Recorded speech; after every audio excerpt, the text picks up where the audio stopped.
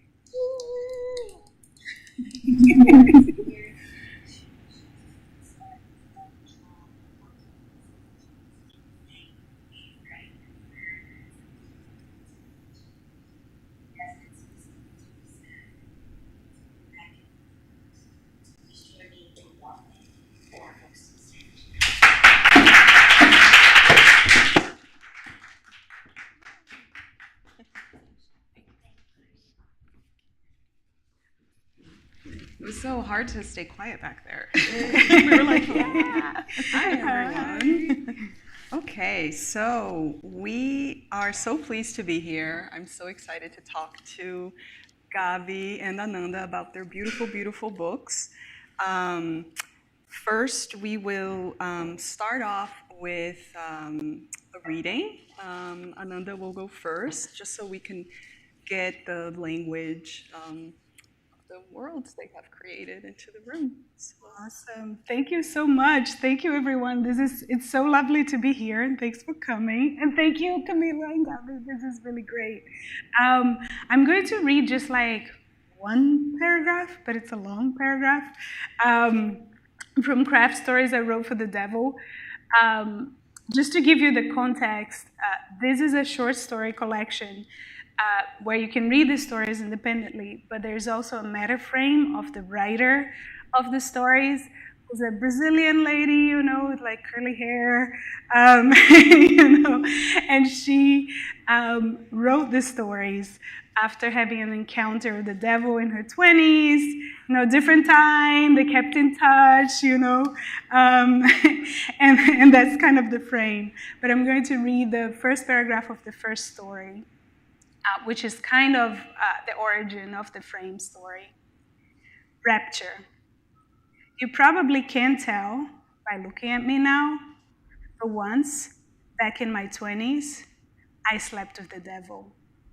We met at a Halloween party in a closed-down store space in Manhattan, Union Square in 1981. I was nursing my third snake bite in the corner. Silhouettes danced to memorabilia, backlit by a makeshift red and blue neon installation stuck to a crumbly brick wall. The devil was sitting alone on a beat-up brown corduroy sofa.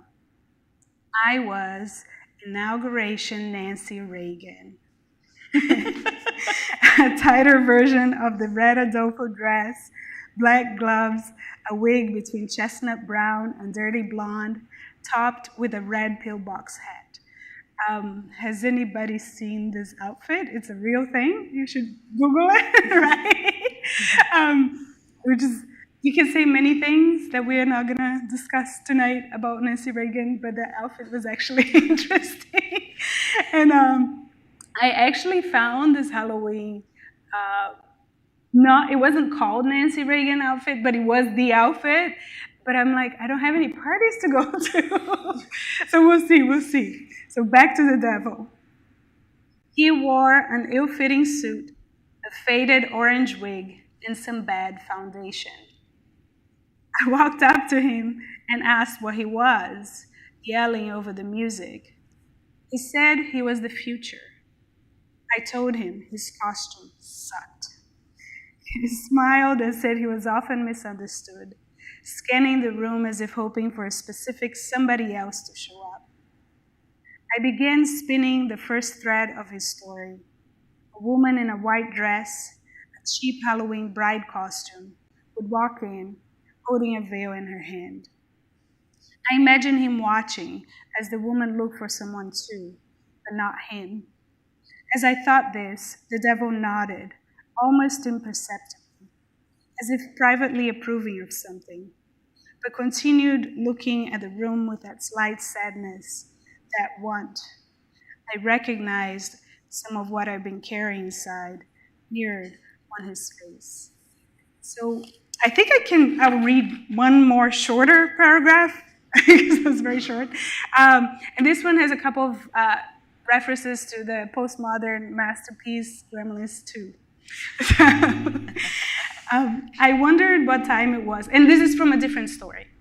I wondered what time it was, always midnight somewhere, as I stabbed an olive. I thought of the green skin on the hand dangling the cigar.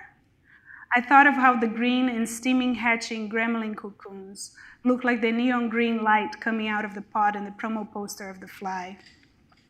I thought of myself sitting there, my body filled with American proteins, American water, American sugar, the alcohol taking over my brain and liver. I remember reading that it took 10 years for a human skeleton to be completely replaced through cell renewal. I had American bones now. I thought I was the eater, but America had been eating me the whole time from within. Thank you.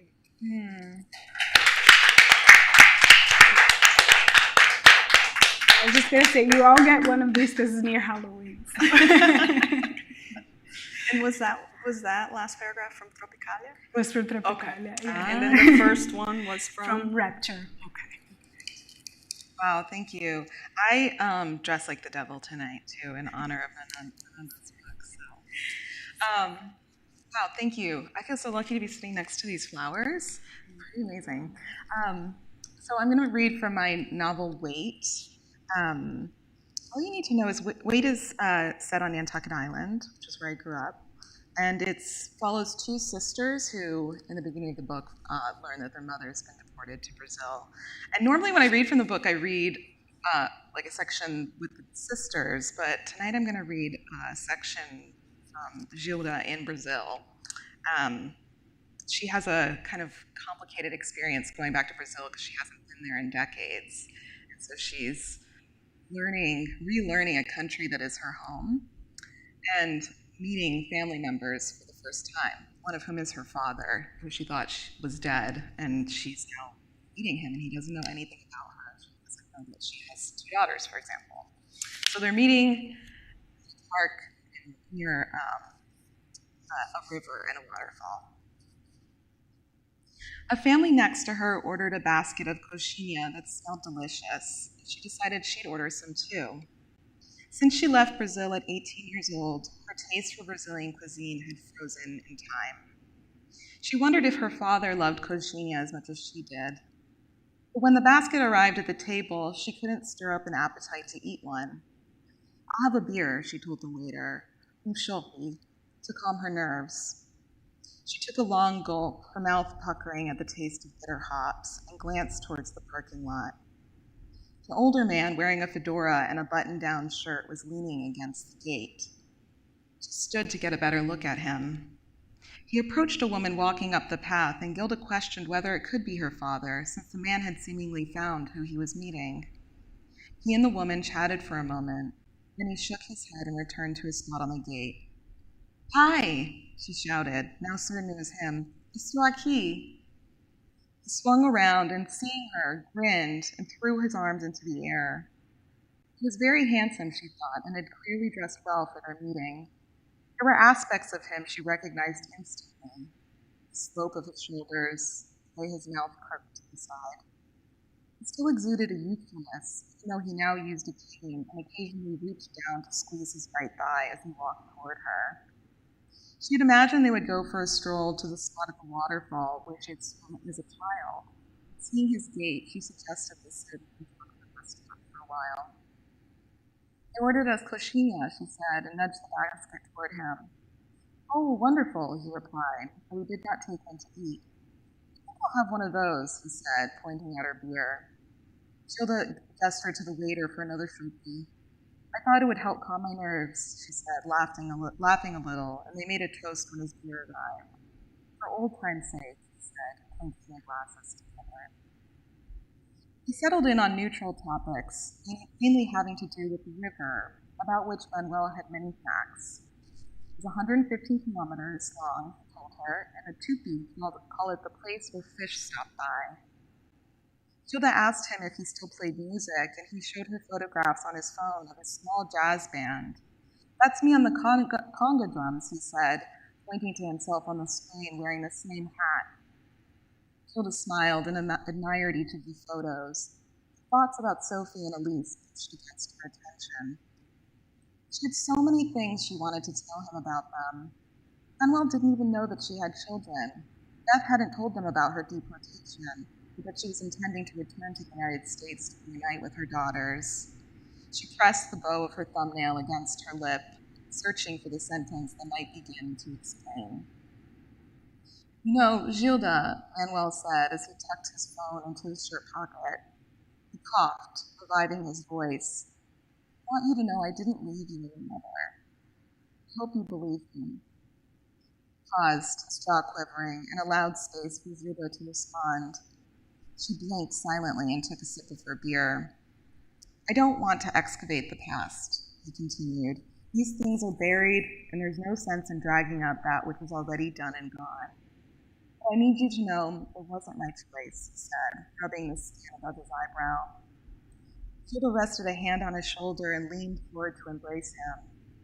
"I know," she said. "Why, don't worry. I understand how complicated life can be." True to their agreement, they didn't linger much longer on these difficult subjects. They spent the following hours talking about Caetano Veloso and Alfred Hitchcock and Jorge Luis Borges, relishing in the taste that they shared. Gilda drove back to Beth's house after arranging to meet with Manuel a second time, lunch the following week. As she pulled into the driveway, however, a sense of regret lodged in her throat, making it difficult for her to breathe. Not about meeting her father, of course. That had been a gift, a new reason to keep living. She left with the regret of not having told him about Elise and Sophie. There were several moments when her desire to let him into her life nearly overwhelmed her fear, but then the topic changed and her mind switched. The moment passed. Meeting her father forced her to examine why she had stayed in the United States all those years, why she hadn't left after Sophie was born and Peter abandoned them. Even if she had spent her life working in Brazilian kitchens instead of American kitchens, at least they would have had a family to come home to. Sophie and Elise could have had a grandmother and grandfather, she thought. an aunt, second cousins, even third cousins. Admitting to her father she'd had 2 daughters in another country would mean admitting that she'd decided to raise a family apart. The reality, she knew, was not as straightforward as the allure of possibility. She'd been miserable when she left Brazil, and there was not one part of her that wanted to return to living in Frida's apartment. The United States was a place she could call her own, or so she thought, a country that she knew in a way the rest of her family did not.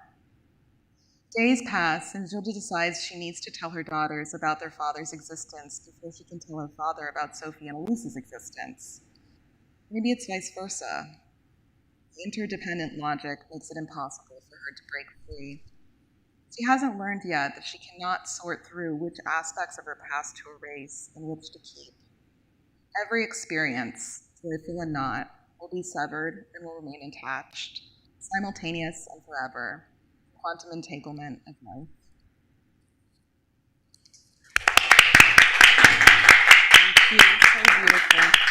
Such a touching scene. So I wanted to start. I feel like I should lean back a little bit. Can you see each other? There you go. Yeah. This is great. I see you put the horns on. Okay. This feels like more comfortable now. Yeah. It's like a living room situation. Yeah. So I wanted to start with a more general question. What led you to writing? And do you remember at which point in your lives when someone asked you, what do? You answered, I'm a writer.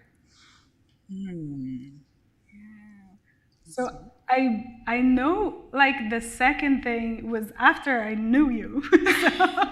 Because when I met you, I didn't tell people that. Like, it was after it was after you said to people, because when I met you, you already said, I'm a writer. But I didn't at that point, because I didn't think of myself as a writer. I thought of myself as a photographer, even though I wrote, But I think the photography helped me understand myself as a writer after a few years, because I think I always wrote growing up. It wasn't like necessarily fiction, but I always wrote something. But I thought that what writers do is very mysterious, and it's not what I do. And then once I called myself a photographer, I was like, oh, it's the same with writing, You just sort of like claim it. And I think there was a process there that took a few years. Yeah. So first it was like you had to claim that you were a photographer first. So that was like the baby steps in the arts. And then you were like, okay, now I'm ready to be a writer. Yeah. What kind of photography did you do? So I did it like as the day job situation was weddings, but I did do shows and everything, like very like indie things. Yeah. But it's a hard life. Like it's like writing is such an easy life too. But like if you're a poet, it's similar to being. I'm not talking about the people who are in the museums and stuff, right? But if you're like a regular person, like being a poet, for example, right? Because that is what my bigger thing is. You write a poem and you come to a show and you read it, right, with just yourself. But if you have a little indie show in a gallery, you have to bring all the prints, hang them, have your show, 5 people show up if you're lucky, and then you have to pack all the stuff and take it home and store it somewhere. It's just tough. Yeah. What about you, Gabi? When did that happen? So I'm kind of like putting this together narratively, but who really knows? But I know when I was really little, the first thing I ever asked for, or I can remember asking for, was a typewriter, like a Brother typewriter. And I must have been like probably 6 years old. I couldn't really write. Like I didn't know how to write, really. But I loved the idea of just like banging away at a typewriter. And I wrote a story about like gingerbread cookies that came alive in the kitchen and this sort of magical world. And I think like probably when I was 6 years old, I would have said like I'm a writer, because like writing was just about imagining and creating. And then as I got older and I started working different jobs, writing. I didn't have as much time to write, and writing became this mysterious thing. It's like, what does it actually mean to be a writer? And I started feeling embarrassed. Like if I felt like in my core, I was like, I'm a writer, because writing is like the thing I love to do the most. But if someone asked me, I would feel embarrassed to say that. I would, say whatever other thing. And so I probably didn't start calling myself a writer until like after I published a book, which I now realize that that's ridiculous, because publishing is just now the way I earn money as a writer. But really, I mean, I was a writer as like a little 6-year-old banging on a Brother typewriter. So yeah, that's kind of, I guess, my story. Okay. Became a writer. By the way, you convinced me to get my MFA. I Just did. throwing it out there. Yes, that's another whole other story. But so we all share this connection to Brazil, which is why we're here at this event. And you both have set your works in both Brazil and the US. I grew up in Recife, Ananda grew up in Brasília, Gabi grew up on Nantucket, but you set your first book in São Paulo. And each one of these places has its own set of narratives that surround them, right? So Nantucket is usually seen as very exclusive and wealthy, and Brasília is often associated as this architectural marvel, and Recife has like carnaval and beaches. So how have these narratives about place influenced your work, and what are the joys and challenges of writing about home? Yeah, I mean, home is like something that haunts me and is something that I'm constantly thinking about. And I think, I'm a little bit, I guess, different because I was born in the United States. My mother's from Brazil. The only family I know is in Brazil. I don't have, except for my sister and like my very immediate family, all of my family's in Brazil. So I think that Brazil is this place that I was like, what does it mean? Like, I have this feeling of like, this is my home, but like, what does it mean if like I wasn't, I didn't literally grow up there? And what does it mean just generally to be shaped by home? And so, both my first book, it is what it is stone. Like I started writing that book before I ever intended to publish it. And I think that what I was doing in like an unconscious way, and it's funny that like I chose an American going to Brazil in that book, and it's sort of like seeing Brazil through the eyes of someone who isn't from there, was my way of kind of like figuring out like, what is this place and like what does it mean to me? And then Nantucket is like a whole other, because I moved around a lot, and at one point lived in Brazil as a young child, but Nantucket is kind of where I consider like where I grew up. And that is a very complicated place in terms of claiming it as a home. And so I think my writing has like really like place is the first thing that comes for me, or it has at least. But I know I'm writing something new, and I'm kind of like, what if I try to write something where I'm not like constantly sort of like obsessed with this idea of home, and like maybe home can be something that is more internally felt and grounded than connected literally to a place. I don't know. So I'm exploring that, but it's it's something that I'm kind of like obsessed with, and it's like I can't help myself. I keep returning to these ideas of like, literally, what does it mean to call a place home? I love that home is internally felt. Yeah. So, I struggle with that too. Yeah. How about you, Linda? Yeah. So I love that question, by the way. This is so great. I feel like we are having such a great, it's a great year and time. It's like for with great Brazilian work coming out this year, right? Yes. And on the works. Yes. So. Okay, sorry.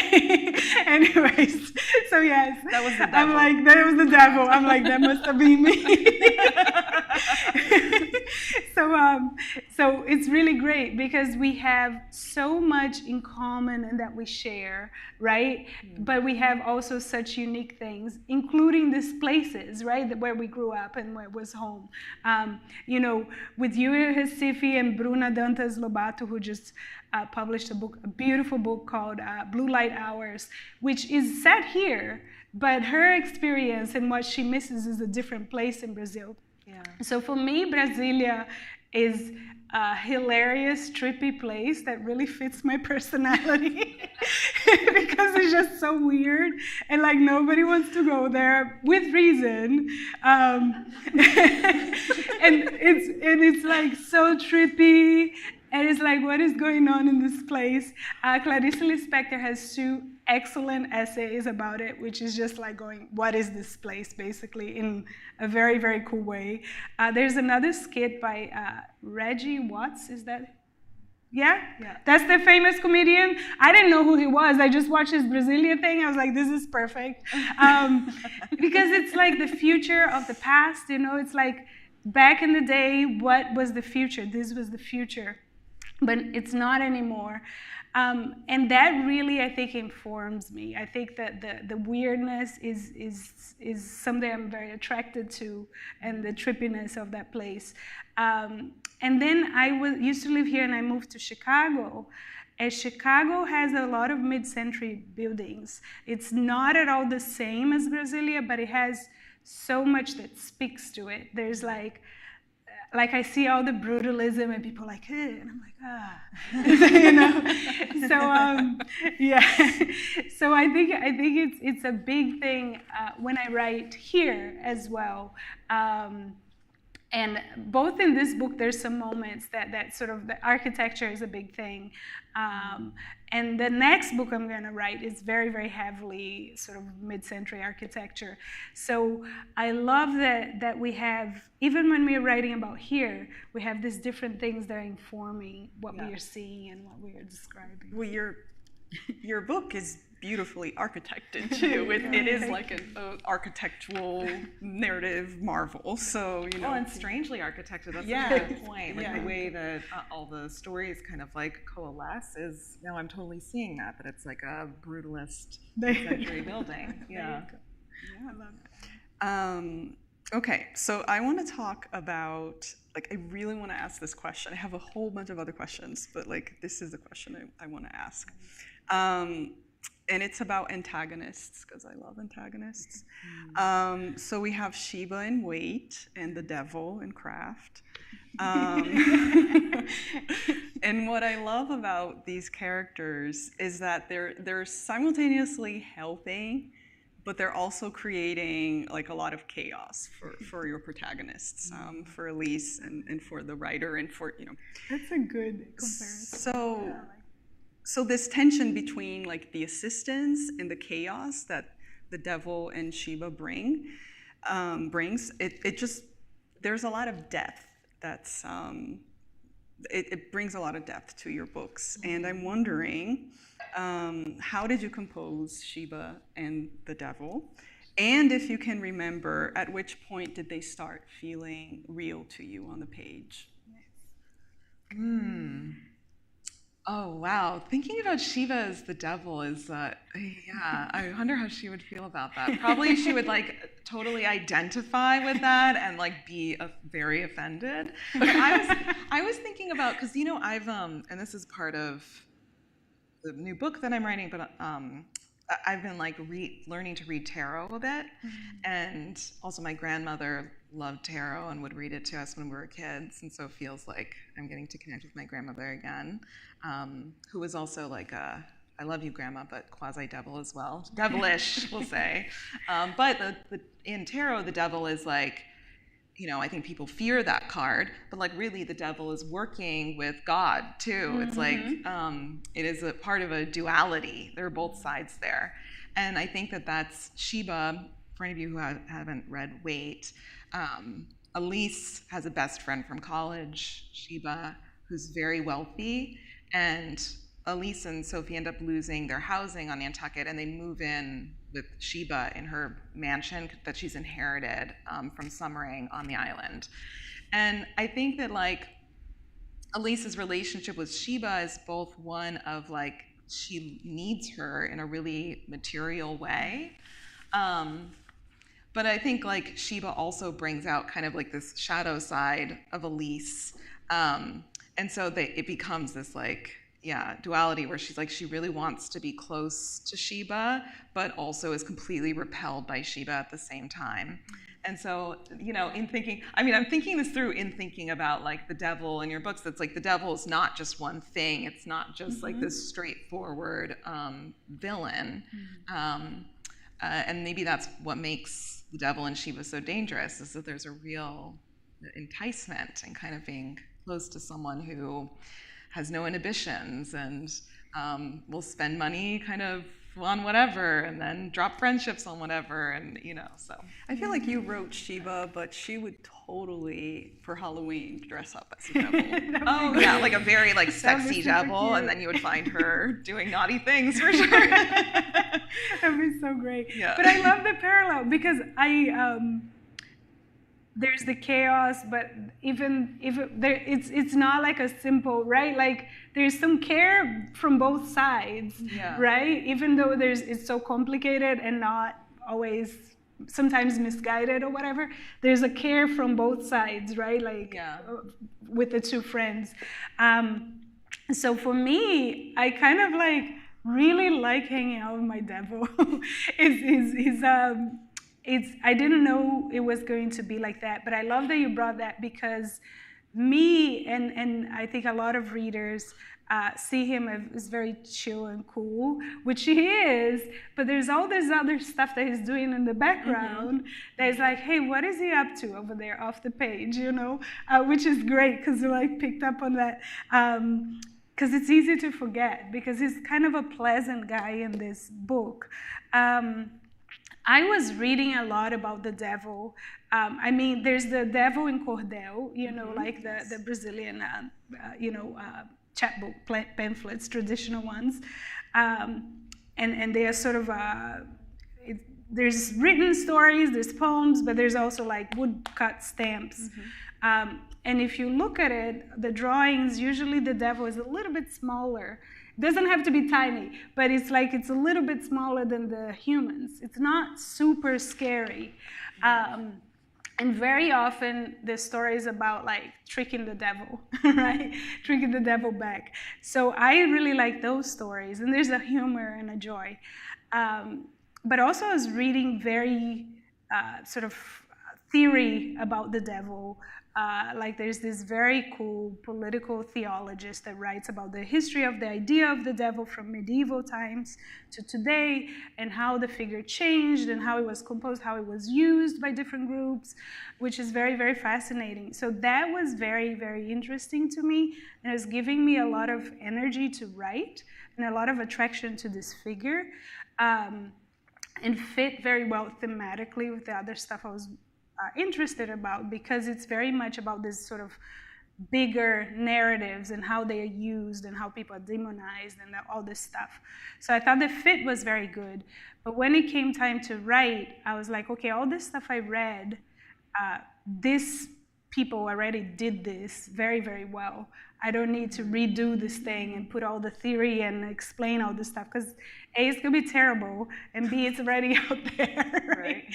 So I just used the energy and the enthusiasm for that knowledge, and that is all I brought to him. And if anything else made it through, it was very natural. So I didn't know what it was gonna be like, but I knew he was gonna be a little bit more normalish, like a normal guy. I didn't know if he was going to be this nice. But when I put the writer and the devil together, I just love them together. And there is a genuine care for each other that can't be super deep, because they can't really be a huge part of each other's lives, but there is this care for each other that I really like. There's like chemistry, and then he ended up being much nicer than I thought he was going to be. But in the background, I feel like that there's that what is he doing, like in the inauguration? What is he doing behind the scenes before he comes to meet her? And that is where some potentially dicey stuff is going on. Yes, the stuff that didn't make it to the book is what I was thinking about. Exactly. You brought this up a little bit in your answer about writing the devil, but I'm wondering, Gabi, if you could answer first, like what were some of your sources of inspiration for writing Wait? Like what were you reading? What were you watching? Oh God, that's such a good question. Let me think back. Well, I have a really embarrassing answer that's not that inspiring, probably, because I wrote Wait like through the pandemic, and I I started listening to Taylor Swift's album Folklore, and it became okay. I had never listened to Taylor Swift before, and my friend was like, "You have to listen to this album. It's a very writerly album." And I listened to it, and I started writing, and it was like the devil. It became like Pavlovian, where I needed to like. I could only write if I was listening to Folklore. And it wasn't even like I was like internalizing what she was saying at all. It was like, it would just, the album would start and then, it would just like keep playing. And I would write and write and write. And then, at the end of the year, you get like a Spotify Wrapped. Well, actually, first I got an email from Spotify that said I was in the top 1% of Taylor Swift listeners, which I was like, how is that possible? That's awesome. I haven't even really listened to Taylor Swift. And then I got it, my Spotify Wrap was like, Folklore, like, you listen to Folklore in the morning, and in the evening, and in the middle of the day, and when you're sad, also when you're happy. And then it was like, my top tracks were just like the first 4 tracks of Folklore, and I was like, no one can see this. I was like, this will be buried. So anyway, I think that because like, the book deals with, the book has a lot of joy in it, and laughter and humor, but it also is like, it has some really deeply sorrowful themes, and also for me personally, like writing about some really tender things. So I think having, Miss T Swift next to me was like a way for me to kind of like soften my feelings. But I did like, besides listening to Taylor Swift constantly, like I did a lot of research on like bird migration. There's like a whole endangered bird species. Oh my God, yeah. I don't know. I was reading so many random things. I was reading like Cabral, like Amilcar Cabral, and like liberation in New Guinea. Like I was like reading so many different things, and then in Cape Verde, and So I don't know. And then, like you said, then you kind of all throw that away, and then it sort of informs the book in an unconscious way. I love that, how they came together in the book. That's really great. I would be telling everybody, you're going to get like a bunch of people to buy a book. Yeah. Taylor Swift. I know. That's the way. I do. Now I'm on a stage confessing it. No, that's beautiful, because it puts you in that emotional space. That's really cool. Yeah, so I love that. So something similar happens, right? Like there's a lot of things, but I feel like here, in this book, I'm only thinking about this now, actually. I started writing a little bit more similar to how I write poetry, in the sense that instead of trying to make things fit together before, I started going, okay, this, I really feel a lot of energy for me here. These things are going to go together. Let's see how they're going to go together as I'm writing it. So one is The Devil, Master and Margarita. Love that book so much. And then Different Devils. Another one is Meta Things, that I've always loved. So all the meta books, all the auto fiction. And then Gremlins, two. And then there was a lot. I think a lot of the things I love, that I really feel it as I'm reading, which is a lot of the meta stuff, some time stuff, which I think it's not super here, but like trippy, like time physics stuff that is probably going to be more in the other book, but also made it here, and then putting them all together and knowing they're going to show up. the ghost for the future, for example, is from the time thing. I was like, okay, there's going to be a ghost from the future because I just feel it. And then finding out when I'm in the page, that's kind of how we went. But it was all these things were all very joyful and fun for me because I was like, I'm going to do what I want because it's going to be weird. There's no other way to make this regular anymore at this point. So I started putting all the things. But the world was very tense, which it still is, and it continues to be, right? But it's also, it was a very loud time, and that you're very stressed walking down the street, right? Like, so all that stuff that is difficult and very ugly came in too, and they sort of navigated together, which really was very nice in the process of writing. Wonderful. I think I'm going to stop here so that we have some time for audience questions. Okay. I can't really see. It's really shiny on me. Oh, does anyone have a question? I think here and there, like writers. Yeah.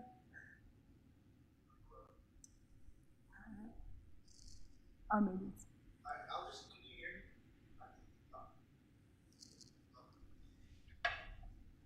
Nice. I don't know if you can hear me. We can. I don't know if it matters with the live I think stream. it's Yeah, like it's a the live live stream stream. situation. Yeah.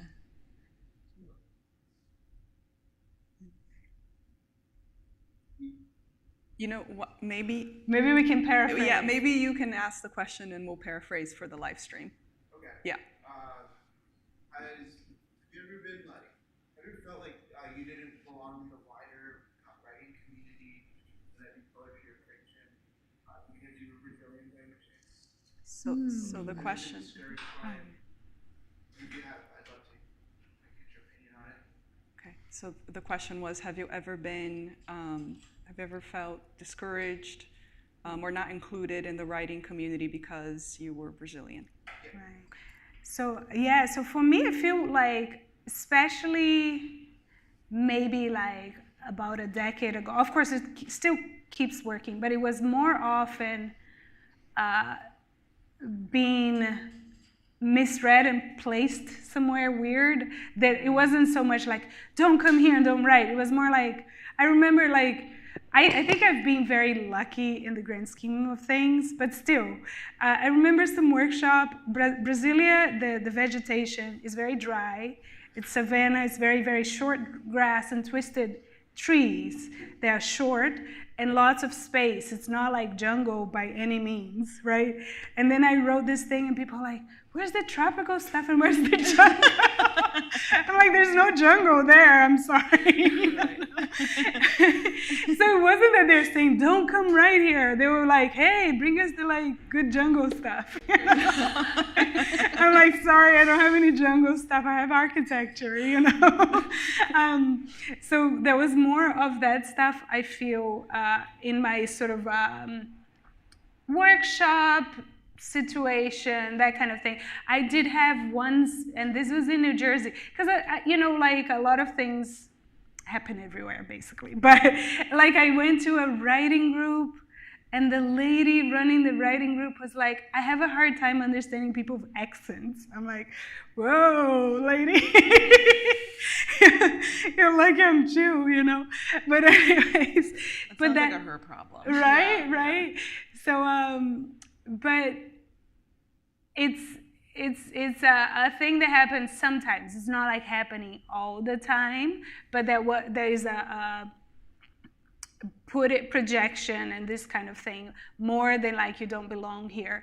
And of course, that is just at the level of hanging out. But I think when you're going to publish, when you're going to find a place for your book, these things maybe are less spoken out loud and have a bigger effect, right? And also they're harder to pinpoint because a lot of these things are statistical in nature, right? It's not like it's gonna happen to me, it's just on average, this is what happens. So I think the obstacles are there. but I did find community, like there's the Brazilian friends, but also I feel like a place like here, you're going to find a lot of people who are duds, but you can find with time some people who are going to read and respect your work. But it's you never know. Yes.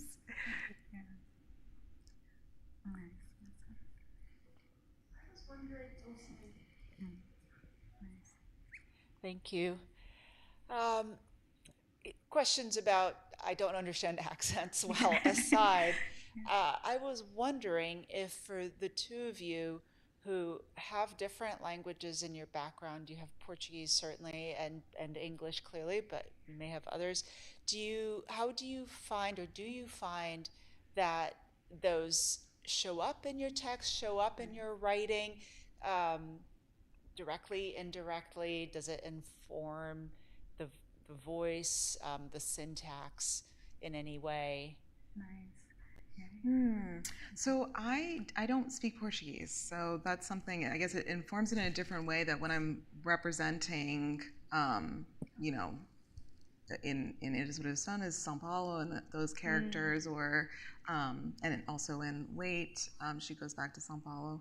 I really have to think so hard about the words that I'm using, and so it becomes, and then it fuels to answer the other question I was asked about, do you ever feel ostracized or something? It's only my own imposter syndrome of am I allowed to write about these things if I don't meet the kind of criteria in a way. But I think I grew up, listening. I grew up with Portuguese because all my family speaks it, and my mother did at home, and I did speak it when I was younger. And so I think that it does infuse my sense of rhythm in sentences just in that way. But then when it comes to the brass tacks of writing a book and writing dialogue, I think so hard about the Portuguese sections, or even when I have to read, I think a lot about how am I going to pronounce the words. Am I going to use a Portuguese accent when saying a name or not, or so that's how it comes up.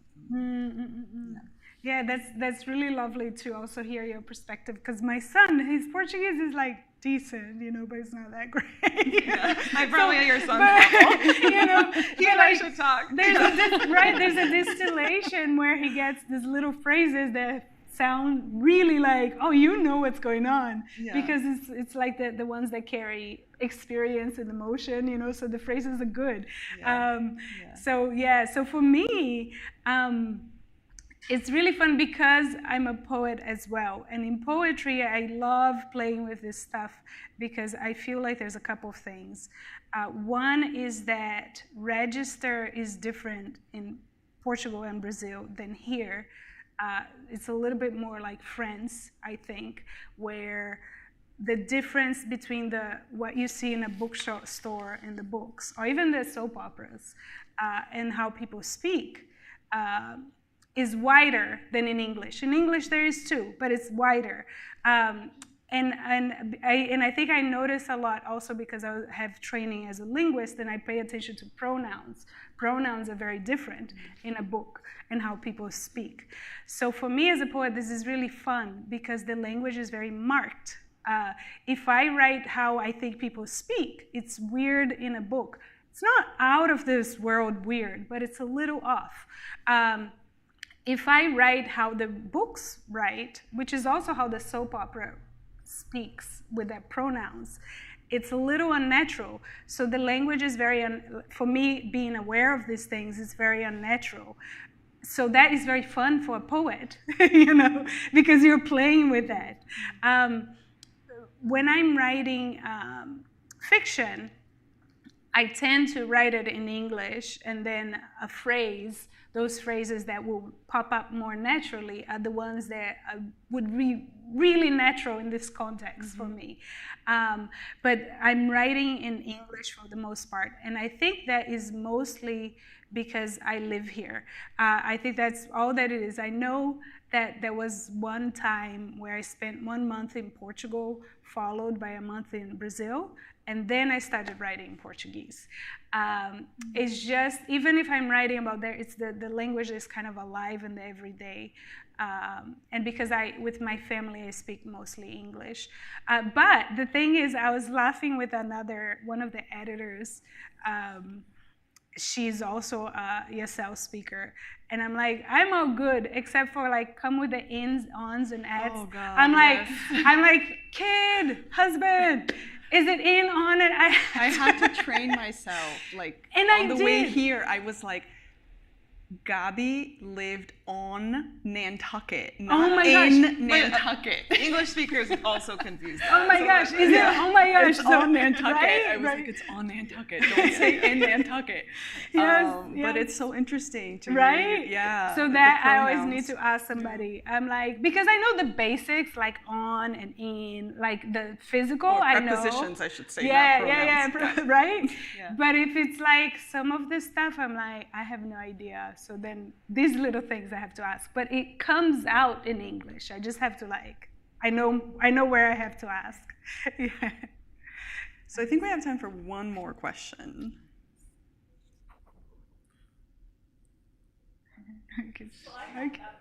Follow-up questions. Oh, hello. I was curious about when you said in Nantucket it's very difficult or something. You alluded to that, and I would like to hear more about that. And then I just wanted to mention that when I went to Australia and you go to Canberra, it's similar. It's just there's nothing to it. It's just a terrible place. Canberra, I used to live in Australia, and Canberra is similar to Brasilia. Exactly. Visually, yes, Exactly. yes. Exactly. This is sort of silly, but in the beginning, when you read something about the devil, and there was something about the devil was orange. Yeah, I don't What did you remember. say? Yeah. It probably is in there. I don't know. Well, I just wanted to mention that when you mentioned the orange, I thought of Trump. Yes. Oh, the Right? orange. Yes. Exactly. I love that moment because, because it's really fun to read it out loud. Because some people would sometimes go, like you see a little thing, and then sometimes it just doesn't register because it's a small moment. But then when you see it, you can't unsee it. Yes, totally. Exactly. Good. Yes. Which is it's being fun in June, but now it's a little bit like, it's like, oh my gosh. Yeah. Ready to read? Yes. Well, there was one more. Did you want to ask your question? There was one more. Yeah. I just kind of wanted to circle back to some things that y'all were talking about earlier, especially, where from each of your relationship to Brazil, and then also Brazilian literature that's coming out right now, just kind of hear your feelings. Obviously, we have you three wonderful folks. Then we have, Harold Rogers has Tropicalia. We've had some translations from Giovanni Martins, and I think there's another one coming out from FSG. Yeah. We have Bruna translated Stanio. Am I pronouncing that? And her own book too came out.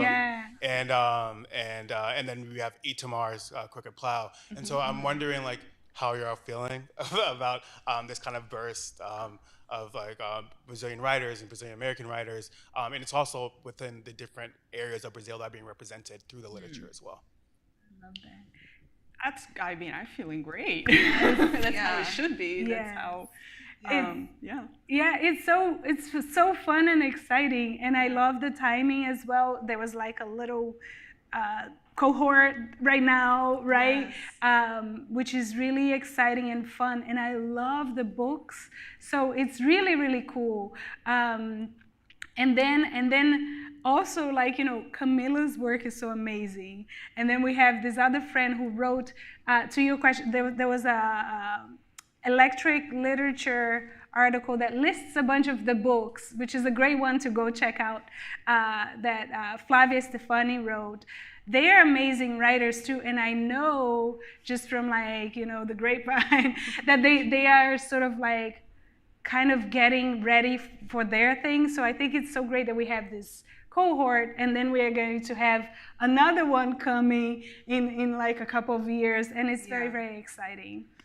Yeah, and I'll just say, like, when my first book came out in 2020, like, I didn't meet any other Brazilian writers, and I was often on, doing, like, Latinx type panels. I did a lot of them, and I was the only Brazilian representative, and I felt really like, oh God, like how am I supposed to represent all of Brazilian literature? Like, this is kind of crazy. So to your earlier point, like, there's just so many different, like all literature, there's so many different textures and experiences, and so it's really like incredibly not only exciting for me, but like relieving, and also I like as a reader, I'm just like, oh my God, I can't wait to just like taste more of all these different perspectives. So it's really like, it's so incredible. Yeah, it's beautiful as a reader and as the community that, we were talking about earlier. It's just a very exciting time. Another one Brazilian writer, Luana Reis, who's in Pittsburgh as well. Oh, she's a great poet. Right? Yes, Yeah, it's just really